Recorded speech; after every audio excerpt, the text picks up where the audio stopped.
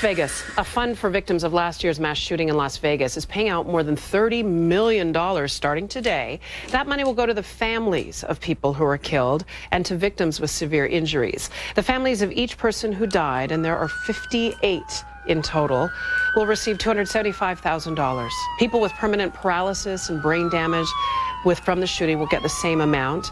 Victims with less severe injuries will receive payments up to $200,000. Hard to believe it has been 5 months since a gunman opened fire from a 32nd floor window of the Mandalay Bay Hotel, shooting hundreds of people that were there attending the Route 91 Harvest Music Festival. Now, since that time, the Las Vegas Victims Fund took in $31.4 million from more than 90,000 donors. The fund says about 40% of the donations came from the Southern Nevada gaming, tourism, and entertainment industries.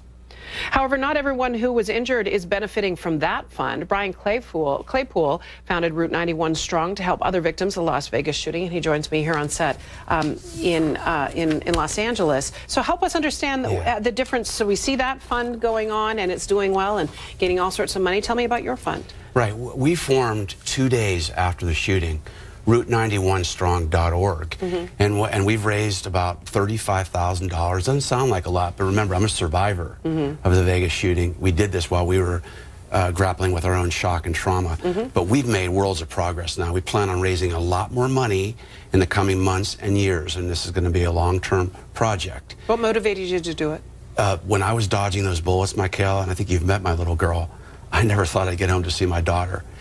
And then I said to myself, wow, I didn't get hit by a bullet, and if I get out of this venue, I am going to help the people that were in that venue, because I know exactly what they went through. Yeah. Just like in Parkland, that sense of helplessness. Well, and sadly we're seeing that again. So so help us understand how the money will be doled out, and what are the hopes of how it'll be used? Well, there's good news and not so good news with this money being released today. It does help somewhat families of those who were killed and then serious physical injury, and that's great. That's wonderful.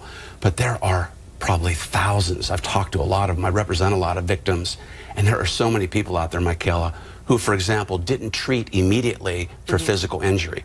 So the money that we're talking about now is being released.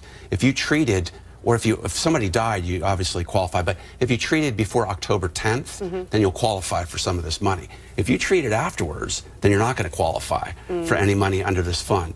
And if, for example, you need mental health treatment for a lot of the PTSD victims, that's where Route91strong.org, our nonprofit, comes in.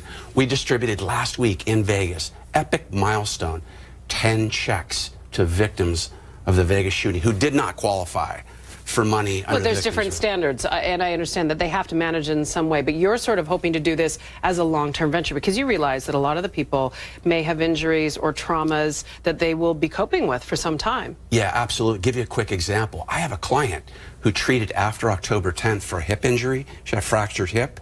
So she would not qualify for funding under the money being distributed.